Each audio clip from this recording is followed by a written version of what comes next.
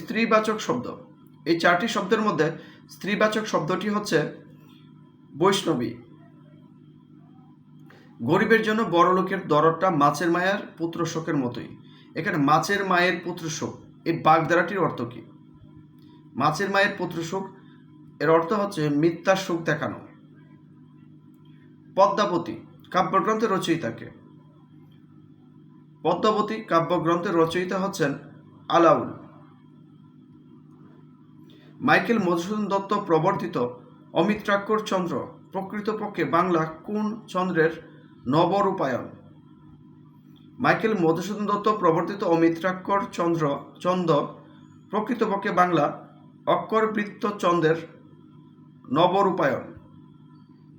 লঙ্কাবাটা এর সঠিক ব্যাসবাক্য কোনটি?